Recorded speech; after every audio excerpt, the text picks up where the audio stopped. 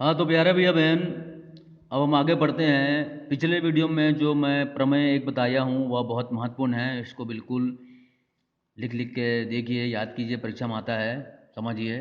ठीक है।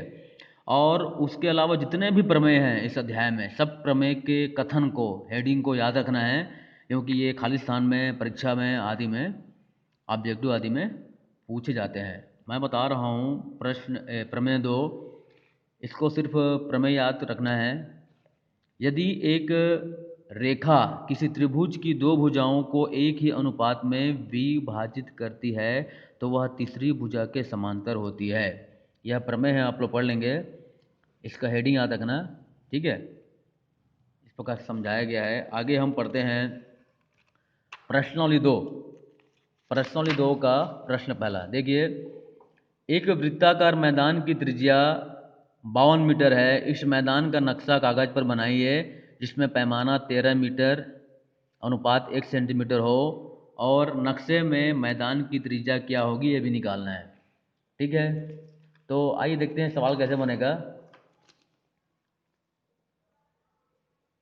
हल। हल। मैदान की त्रिज्या दिया गया है r बराबर 52 मीटर। चूंकि पैमाना 13 मीटर बराबर 1 सेंटीमीटर है, इसलिए नक्शे में मैदान की त्रिज्या r बराबर 52/13। 13 एकम 13, 13 चौक 52, 4 बार में कट गया है। अतः त्रिज्या प्राप्त हुई है 4 सेंटीमीटर। अतः 4 सेंटीमीटर त्रिज्या का वृत्ताकार मैदान का नक्शा कागज पर बनेगा। मतलब मैदान का कागज पर जो नक्शा बनेगा उसकी त्रिज्या 4 सेंटीमीटर होगी। ये बताया जा रहा है। ये इस प्रश्न का हल है, उत्तर है। ठीक है। अब अगला प्रश्न देखते हैं। अगला प्रश्न दिया है, किसी आयत की दो आसन्न भुजाओं की माप क्रमशः 5 सेंटीमीटर और 7.5 सेंटीमीटर है। निम्न स्केल गुणक मानते हुए आयतों की भुजाओं की माप और क्षेत्रफल पता कीजिए। तो पहला गुणक दिया गया है स्केल गुणक 0.8, दूसरा दिया 1.2 दिया है 1.2, तीसरा दिया है 1.0। तो मैं बता रहा हूँ पहला पहला स्केल गुणक को लेकर मैं इस सवाल को हल कर रहा हूँ। आप लोग 2 और 3 को लेकर बनाएंगे। ठीक है। देखिए सवाल कैसे बनेगा। तो दूसरा प्रश्न का हल है, मैं बता रहा हूँ पहला 0.8। तो दिया गया है स्केल गुणक 0.8। आसन्न भुजाओं का माप 5 सेंटीमीटर गुणित 7.5 सेंटीमीटर है। तो स्केल गुणक के उपयोग के बाद भुजाओं की माप 5 गुणित 0.8, इसको गुना करेंगे तो हमको प्राप्त होगा 40 प्राप्त होगा। लेकिन एक अंक के बाद दशमलव है, इसलिए हम भी एक अंक के बाद दशमलव लगाएंगे तो हमको प्राप्त होगा 4 सेंटीमीटर। दूसरा माप दिया गया है 7.5 गुणित 0.8, दोनों गुना करेंगे तो हमको प्राप्त होगा 600।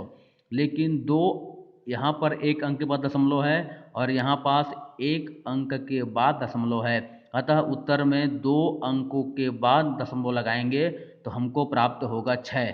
इस प्रकार हमको प्राप्त हुआ है 6 सेंटीमीटर और पहले वाले में प्राप्त हुआ है 4 सेंटीमीटर। ठीक है। इस प्रकार नए आयत का क्षेत्रफल प्राप्त हो जाएगा 4 गुणित 6 बराबर 24 सेंटीमीटर स्क्वायर। ठीक है। तो इस प्रकार उत्तर प्राप्त हुआ है, नए आयत का क्षेत्रफल 4 गुणित 6 बराबर 24 सेंटीमीटर स्क्वायर। इस प्रकार से यह सवाल बनेगा। ठीक है। इस प्रकार से यह सवाल बनेगा। इसकी आपको इसी प्रकार से आपको सवालों को लिखना है।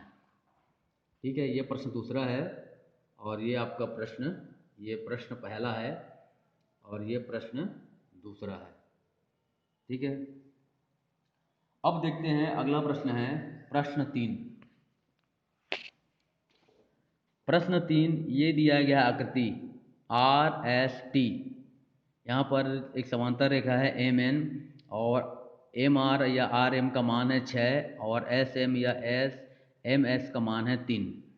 ठीक है। तो आकृति 12 इसी को कहा गया है, आकृति 12 कहा गया है। आकृति 12 में एम एन समांतर है एस टी। ये एम एन और एस टी आपस में समांतर है। समांतर का मतलब होता है अगर इस रेखाखंड को आगे बढ़ाएंगे तो वे एक दूसरे को कहीं पर भी नहीं काटेंगे। ठीक है। और तब ये एम एन एस टी समांतर है, तब हमको निम्नलिखित के मान पता करने हैं। पहला दिया है टी एन बटे एन आर, दूसरा दिया है टी आर बटे एन आर, तीसरा दिया है टी एन बटे आर टी। तो मैं पहला को हल करके बता रहा हूँ, ध्यान से आप देखिए, समझिए, और फिर ये जो दो सवाल है उसको बनाना है। उसी प्रकार दूसरा सवाल में ये और ये आपको बनाना है। ठीक है, तो देखिए सवाल कैसे बनेगा।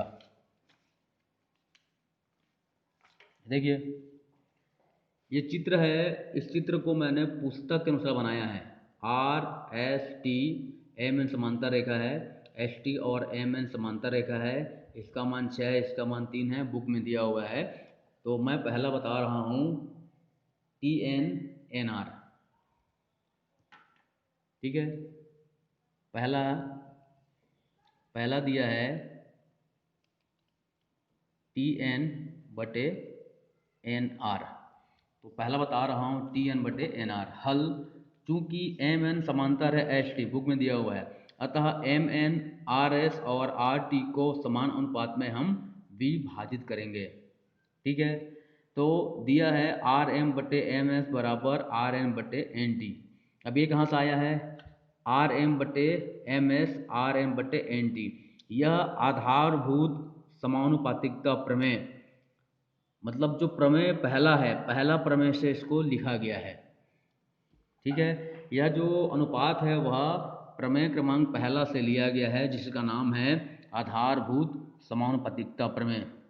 इस प्रकार ये आर एम बटे एम एस और एन आर बटे एन टी प्राप्त हुआ है। ठीक है, और इसको पलट के हमने लिखे हैं एम एस बटे आर एम और टी एन बटे एन आर। और यहाँ पे दिया गया है एम एस का मान 3 है, ये एम एस का मान 3 है, और आर एम का मान 6 है, ये आर एम का मान 6 है।